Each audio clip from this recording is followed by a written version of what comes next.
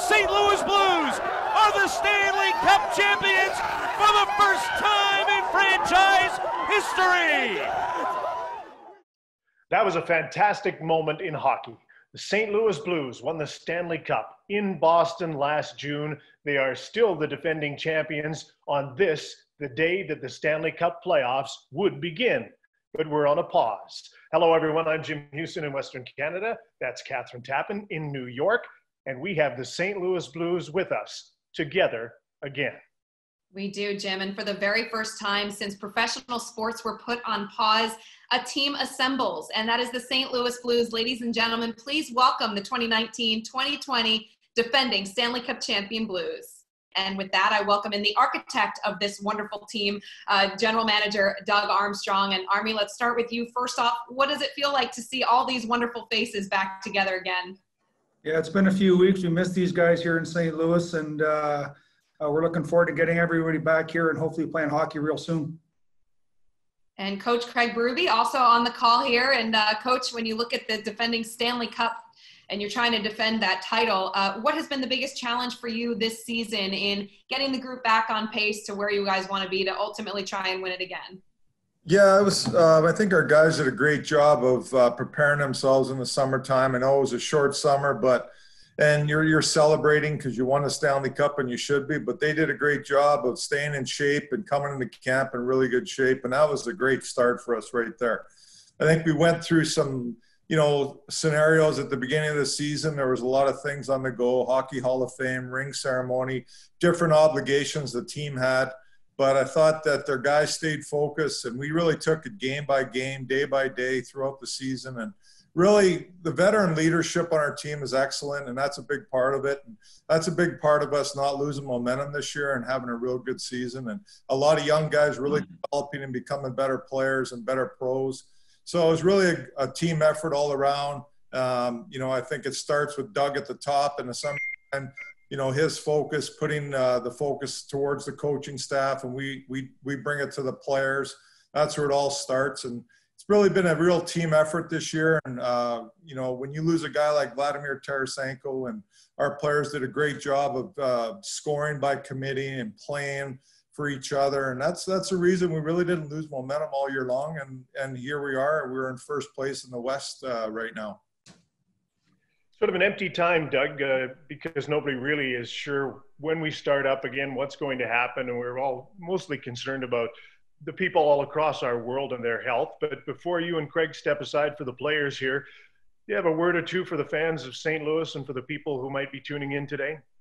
Yeah, for sure. On behalf of the players, our coaching staff, and the entire Blues organization, we want to thank the doctors and nurses and first responders.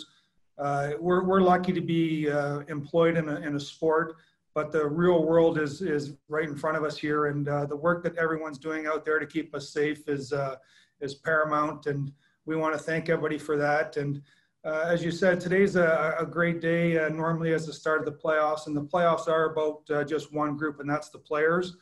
I know our guys are training hard and getting ready for it, but it's a players podcast, and I think everyone wants to talk to players. So Craig and I will jump off now and let you guys have some fun with the players. And to the guys, thank you very much for jumping on here. I wish we were doing this face-to-face, but stay healthy, stay safe, and we'll talk to you guys real soon. Great. Doug, Craig, thank you very much. Thank you, guys. Appreciate it.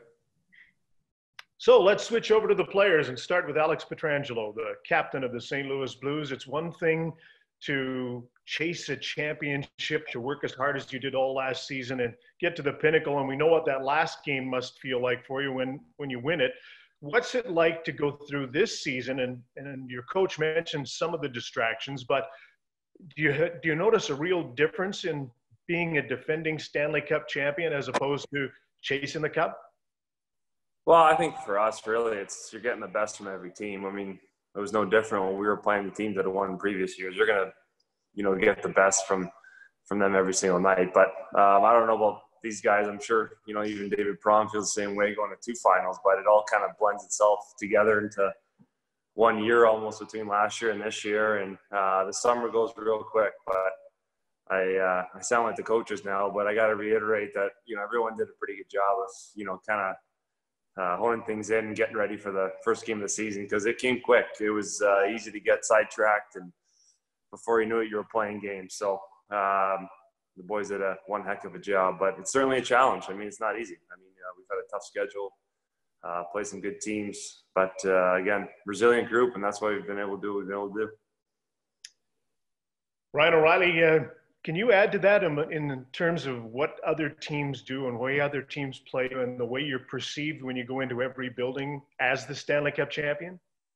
Yeah, it's kind of very similar to what Petro said. We're seeing everyone's best game, and I think for us, it really helped with our preparation, learn how to kind of start on time, because we knew, going into every building or teams coming in, they're going to start fast, they're going to start physical, and you can see when we started on time as well, we frustrated teams that eventually got their game and put them away. So we did an excellent job at that, and really, found a way to get to our game quicker than obviously, the year before. But it was good. Everyone contributed in the right way, and it was very nice to see.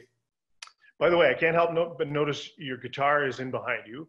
And I remember during the playoffs, we played the duet that you did with Max Kerman of the Arkells. Oh, yeah. Are you doing any duets with anybody? And is there anybody on this team that you might do a duet with? Oof, on this team? I don't know. I don't think anyone can really play. I hope. Barry would love to do a duet with you, right? I hope after this whole thing someone can play, but no, it's I've been playing a lot in front of my little guy. He wants me to play all these kids songs and such, so I haven't been playing the stuff I normally like to, but I'm trying to entertain him as best I can. Wheels on the Bus go round and round. It's a wonderful, wonderful song. Uh-huh. Alex Steen is also with us. Alex, you've had a pretty eventful year, a number of years with the St. Louis Blues. I think you're the longest tenured player on the Blues, and you got to 1,000 games this season. Did it seem like it went by in the blink of an eye, or have you been able to think about what that number of games means to you? No, it has. I remember when I came into the league, everyone was, a lot of the older veteran guys were kind of telling you to stay in the moment and enjoy it because it goes by so fast. And, when you're younger, you don't really think about it as much, but it really, truly has. I can't believe it's been as many years as it has been here in St. Louis. We've been very fortunate to be a part of such a great organization and community here. And, I think when it hit 950 was a special moment for my father and I, that we could share that accomplishment. And then obviously all the guys on here made that 1,000-game milestone pretty special for us as well. So it's definitely cool moments. Mackenzie McEachern, when you guys win a championship, it means every other team in the league is gunning for you on a nightly basis. What has been the biggest challenge of defending that Stanley Cup every single night and the pressure of knowing that you guys are going to be the team that everybody's trying to beat this season? I think winning last year gave us a taste of what it felt like to be on top. So I think it made us more hungry to start the year and get ready to defend the title. So I think we showed that we were ready to defend and make a playoff push. But unfortunately, the season's suspended. But I think we're all excited to make that push once we resume. Jordan Caillou, how have you been able to handle the momentum of going from last season into this season individually for you? It's been pretty good. Obviously with the run the boys had last year was incredible. And I think just that carries over with the confidence of the team and just everyone knowing their roles. And yeah, we've had a really good season so far. Sandy Blais, same question for you. The momentum that you had to carry from last season to this season.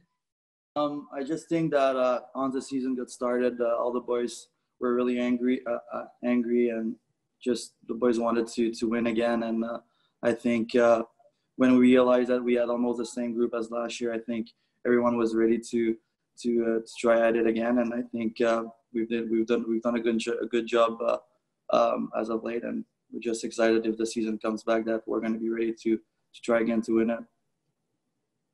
Jacob De La Rose, you ended up in a nice situation coming over from Detroit earlier this year, a team that was struggling with their own play, but you come into a situation with the Stanley Cup champion St. Louis Blues. How excited are you to potentially make a run with this group of individuals?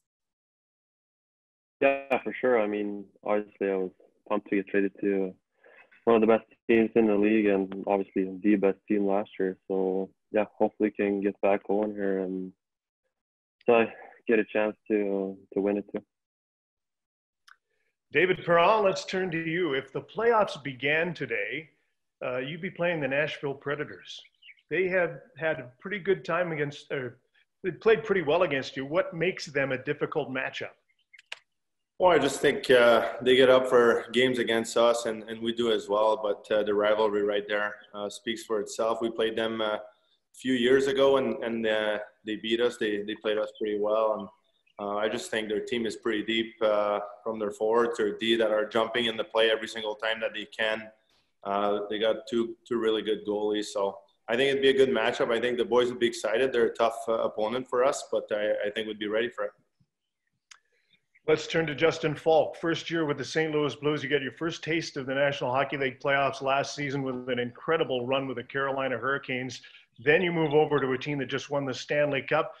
Anything that made that more difficult, coming to a team that had just bonded together and won the Cup? How did you feel about the move? Not really. It was actually pretty exciting to join a good team. Kind of knew that I might be on my way out a little bit there. So if that was going to happen, you want to go to another good team and kind of keep it going. And you've done that. Robert Thomas, let's turn to you. You got to walk around the Enterprise Center, and there's so many legends around there. You get, Al McInnes. You could run into Brett Hull anytime. You could have Bob Plager there. What's it like to be around a team that has such history around it and such great people around the team and the building all the time? Yeah, I mean, it's great. Obviously, I'm billeted with Walt, so that's a ton of fun. And, I think the coolest thing is, just in the locker room, walking around the rink, you see all these guys coming in and out, and, you can just have conversation with them and kind of just learn from them. So having that history is great and makes it easy to play there. So I know you're at home now, but when you are at home in St. Louis, you're with Walt, as you mentioned, Keith Tkachuk. How much hockey talk at that is, or is it all hockey talk when you're at home with the Tkachuks? Mostly with Big Walt, it's all hockey talk. He gets straight to business. So, yeah, I mean, it's great. After games, he always sends me a quick little text. He's able to watch most of them, and so it's always great having that feedback from a guy like that. That's terrific. Let's turn to Zack Sanford. In February, you had one of the most incredible games you could have as an individual, with 4 goals in one hockey game at a time that was so eventful for your team. When you look back on that accomplishment, what comes to mind? Yeah, that was a pretty crazy game. I mean, great job by all my line mates and teammates for setting me up for those. But, you hear some of the names who have done that before. It's just pretty cool to be, a part of a group of guys that can accomplish that. Had you ever done that before at any level? Maybe back in New Hampshire Public High School. Yeah. Great accomplishment in the NHL. Let's turn to Troy Brouwer. Troy, your second stint with the St. Louis Blues, your first one, you scored an absolutely huge goal in the franchise history against Chicago. You've also had a child. It's been an eventful time for you. What is it about St. Louis and the Blues organization that makes you so comfortable to be there? Everyone's just so welcoming and makes everything so easy for us. When we first got traded here, my wife was 37 weeks pregnant, and we had our little guy, Cade, 3 weeks later. And so, it just made it such a comfortable, easy place to come to. And it's just a fun city. Like, we really enjoy it. It's awesome for families. The people are amazing here. And it just makes it, especially for us this year with the transition, to come in partway through the season, it just made it where we didn't have to worry about a lot of those little intangibles that you have to worry about going to new cities.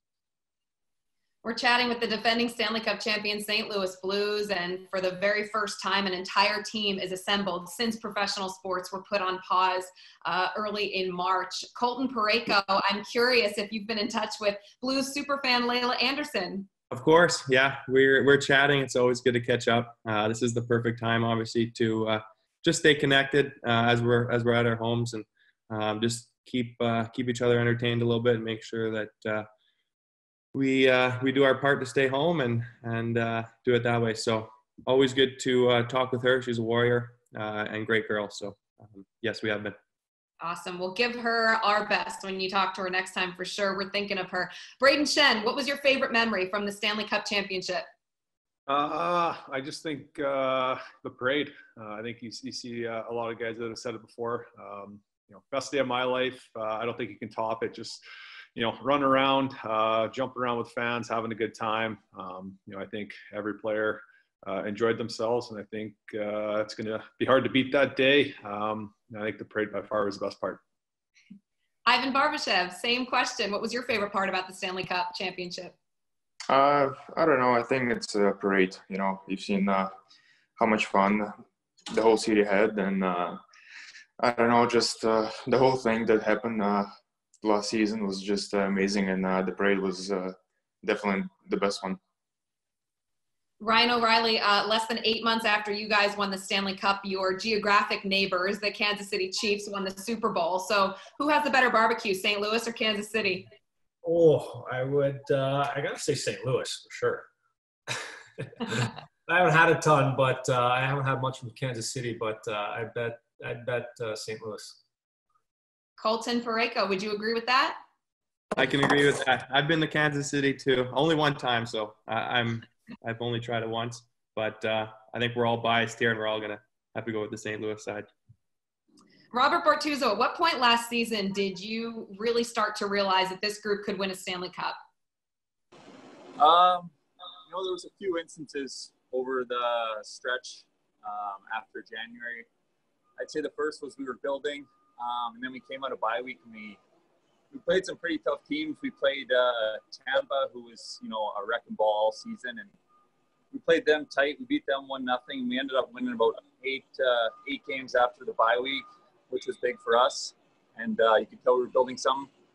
And then closer to the playoff time, it was like the standings were fairly tight, and a couple guys were talking about who do you want to play, and there's a point where everyone was just like, it really doesn't matter who we play. We had such a quiet confidence about our group that has been instilled from our leaders and our staff through the last stretch of hockey before playoffs. So and then through playoffs, it was just every round it didn't matter who we were playing, and I think a couple guys will tell you the story after we lost to Boston in Game 6 at home. There was such a confidence with our group. We just got on the bird, played some cards, and it was such a good feeling that we knew Game 7 was going to be ours.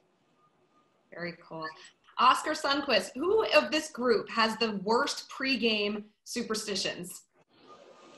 Oh, I don't know. I think I would say Swartz is just running around hitting people during warm-ups. That's pretty annoying. But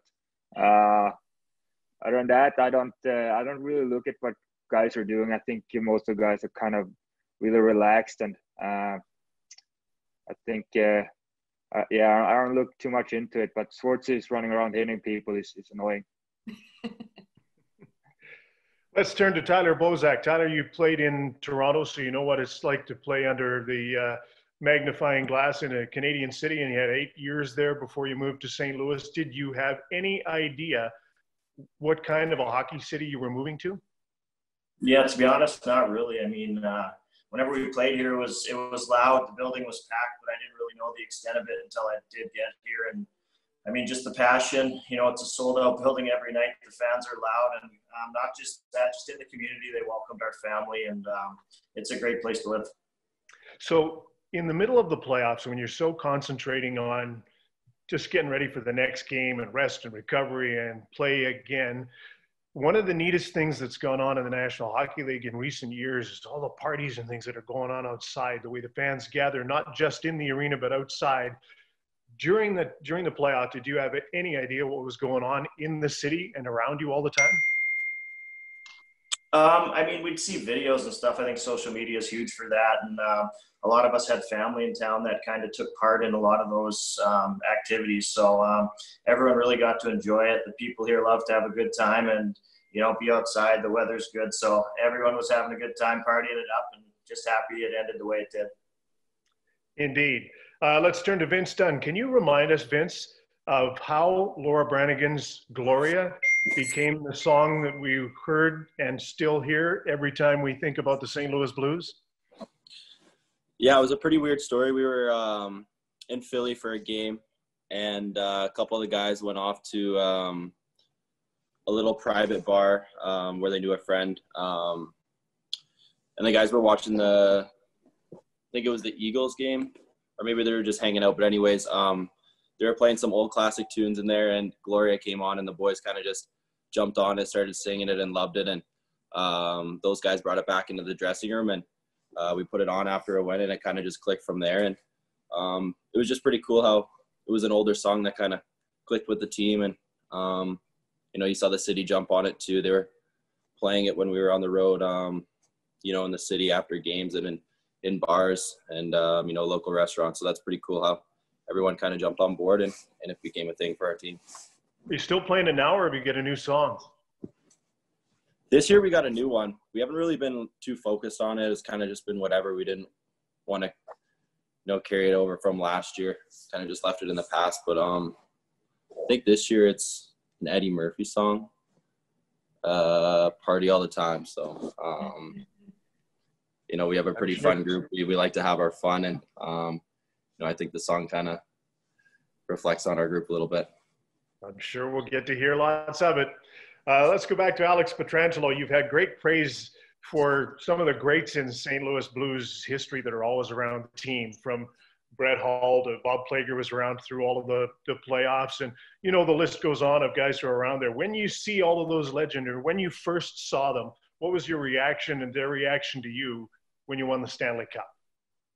I don't think we get to where we are as an organization without those guys. I mean, as cliche as it sounds, this city is an organization are really built on our alumni. If you look at how many are around on a daily basis, or ones that come, and just see their old pals. But I played with some of them. I played with Walt and those guys. So for me, it was special.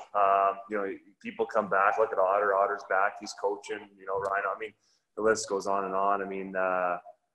For me, it was nice to take a step back and watch them share it with each other, because for years, they had fought doing what we tried to do as well up until last year, and to see the happiness on their face. And obviously we all know the story of Bobby Plager and what he means to the city, and that was the one that really hit home for me. And to see the happiness he shared with the alumni, but more importantly his family, it's a pretty special moment for everyone. And speaking of legends and people around the St. Louis Blues, that reminds me we should have a real big shout out to John Kelly here right now, who is recovering, and we want to see you back in the broadcast booth by the time you get playing. So get well soon, John. Look forward to seeing you in a rink sometime soon. Jordan Bennington, you have had one of the most incredible 12-month periods that any hockey player could have, from working your way back into the National Hockey League and playing for the Blues, and then the terrific run you had right through to the Stanley Cup Championship and on to this season. Can you put into words what the last 12 months have been like for you?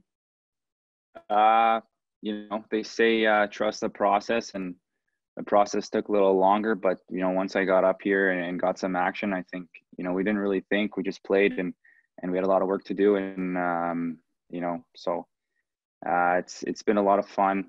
Created a lot of good memories, great memories, and we're in a good spot.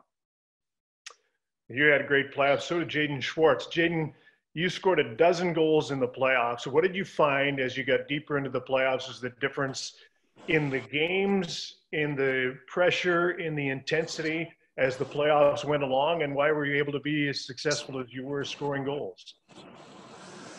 That's a tough one. I think we were just pretty much playing playoff hockey from January on. So we played a lot of, important games, and I think that really brought our team together. And then I didn't really have the best regular season myself, so I feel like I owed it to my teammates to really up my game in the playoffs. And it's obviously the most fun, and it's really exciting. So every one of us just amped our game up, and we brought more. And it was just a fun ride we all went on. Jake Allen, take us inside that locker room last season and give us something that happened during the Cup run that only the players and the coaches know about. During that whole run, obviously, spent a lot of time in hotels with the boys. Everyone spent a lot of time together, even at home. I think we just had a lot of camaraderie, and we had such a great group. Played a lot of cards, drank a lot of wine on the road. It was so relaxed that I think that's why that gave us an extra bit of confidence and calmness going into the game. So I think just we spent so much time together, and a lot of cards. There's a few things won and lost, but a lot of good times together. I think it just almost made everything click that much more. Alex Steen, do you have anything else interesting that happened between this group that you want to share with us? I don't know. I agree with Jake. That was obviously one of the cooler parts of the whole ride was how tight we were and how much we hung out together throughout the whole thing. There was, before game 2, it's probably the only story I can recall right now, is Gunny, Sonny, myself, Pareko, and Thorburn went to a sushi restaurant before game 2. And then Gunny got that big winner for us. And then we went back to St. Louis and split the home games. So we went back to Boston for game 5. And the night before there, I think Thorby and Gunny and Sonny can correct me if I'm wrong. Thorby was the one kind of pushing that we had to go back since we won the last time. So we went back there for the sushi again and won game 5 and then went home and had to go back to Boston for game 7. So then there was no real discussion. We just kind of ended up back at that sushi spot. So we went 3 for 3 with the sushi in the belly. So it was pretty good. Nice. The lucky sushi. Yeah. All right, Carl Gunnarsson, you're up next. What do you miss most about other sports being put on pause right now? Well, worst part I think right now is not watching Premier League, especially since my team Liverpool, we're just that close to taking it home. We'll see if they get it up running soon. But yeah, that's apart from just waiting around there and not watching any other sport, I think that's a big part for me not watching Premier League. Yeah, I think everybody's feeling for Liverpool fans right now, that's for sure. Zack Sanford, same question. What do you miss most about other sports not happening right now? Yeah, I mean, kind of the same thing. I guess all I really watch on TV is sports. So, big NBA fan, so I'm missing out on that. I'm just kind of hoping the NFL can get started on time this year. All right, let's continue on here. What's the most creative thing that you've been doing during the pause, Marco Scandella? So I'm actually at my cabin about an hour outside Montreal, and I've been going for these nature walks and bringing my axe, and I've actually just been chopping down dead trees and, I don't know, getting some of the frustration out of having to deal with this isolation. All right, your teammate's getting a good chuckle there. Ivan Barbashev, how about you? Anything creative that you've taken up during this time? No, not really. Just trying to keep everything simple. We just moved to the house not long ago, so I've been trying to build some stuff in the house, which is, really frustrating. But other than that, not really. Everything's simple. I'm still thinking it's a scary proposition to see Marco Scandella walking through the woods with an axe. Let's go to Carl Gunnarsson. Carl, there's a silver lining in all this time off. We understand you've welcomed your new son, Otis, and so you've had time to be at home. And what's that been like? And are you going to raise a defenseman or a forward? Well, if he's like me, a little smart, and like all our Ds, he'll be a defender, right? No, it's been good. As special as it is having a kid, it's been kind of a blessing in disguise to being home here, focus on something else than just waiting around and not know when the season's going to start and all that. It's also been a little scary with what's going on in the world right now, keeping everyone healthy and all that. So it's been good for most part, and he's doing great. His sister's doing great, and mommy's doing great too. So yeah, we're all happy, and it's kind of in that little baby bubble right now, and just keep doing that. Great to hear. So I heard somebody mention on the call on the show here just a little bit earlier that they had one of their kids running around in the room and said, "I can't imagine what it's like for Alex. Alex Pietrangelo, you've got triplets. What's your off time been like? I'm sure it's not routine. No, not routine. Well, for my wife it is. I guess she has to deal with this all the time. So they're hard to stimulate. Let's say that. We're running out of things to do, unfortunately. I mean, we go inside, outside, basement, back upstairs, take a nap, do it all over again. So the guys know that I have a lot of energy, but I think they're wearing me down a little bit more than I thought that they could. So, and they have the attention span that I have, which we all know is about 0. So they do one thing and about 3 seconds later, they want to do another thing. But I think Gunny touched on it the best. The silver lining behind all this is, we don't really get an opportunity to be a dad for a long period of time. So I get so out of the routine. My wife is such a angel taking care of all that I've kind of had to find my own balance and find a routine and help her. So hopefully we can all shake this thing. We had a park that we used to go to see a bunch of moose and elk and all that and bison, and they closed that. So we're officially out of things to do other than going swimming and playing on the swing set. Vladimir Tarasenko, you had been skating quite frequently leading up to this pause. What are you most excited about when you're able to get back on the ice? Yeah, I know. I mean, it's been pretty hard year, not playing all year, but was really excited to see what this team achieved, during the season. They play really well, play great hockey. And, I was lucky enough to travel a couple road trips before this pause starts with the guys, feel like a part of the team again more. And, just looking for join guys on ice, practice normally and hopefully play some hockey. So it's, like I said, it's been a long year, but, the hockey will start someday. So just waiting for that day. We saw recently on social media, you put on the hockey pads as well, and we're playing outside with your kids. What's it been like being home with your family? Yeah, I mean, I think I'm like Petro, but, Petro kids is still small, but we have different ages here, 3 kids too. So it's been pretty, pretty hard. Sometimes they want to play a lot of games and, keep us busy. Jordan Bennington, your teammate there, Vladimir, put on his best impersonation of you in that recent social media post. But for you personally, I'm curious to know if you've been scouting Justin Bieber's training methods during his time away as well. Yeah. Right when I found out the season was paused, I ordered a computer monitor just to get some double screens up there and really study his moves and, see when he's picking up his head, how his backhand is. But for the most part, we're just going to wing it. Well, this has been fantastic. It's great to get you guys all together. And first time since the pause that any sports team, a professional sports team, has been able to get together like this. And we're thankful through these wonders of technology that we can talk to all of the St. Louis Blues. And we hope you're all back in a rink real soon. So we'll leave the final word to your captain, Alex Pietrangelo. You want to send a message to Blues fans and the people of St. Louis on behalf of your team while we're together? Yeah, fans know that we miss being down Enterprise. I'm sure they miss watching us play too. But I think the biggest thing for me is the more that we can all do our part, the safer we'll all be, and the quicker we'll find a way to get over this hump here. But I really want to make sure, as a group, we thank the frontline workers.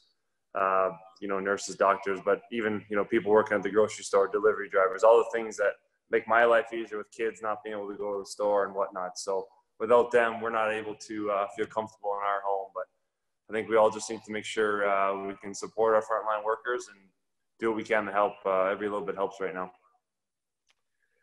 Well said. All of you stay safe, be well. May there always be blue lines on your ice, and let's hope we can get together in a rink sometime soon. Thank you all so much. Stay safe and healthy. We'll see you soon.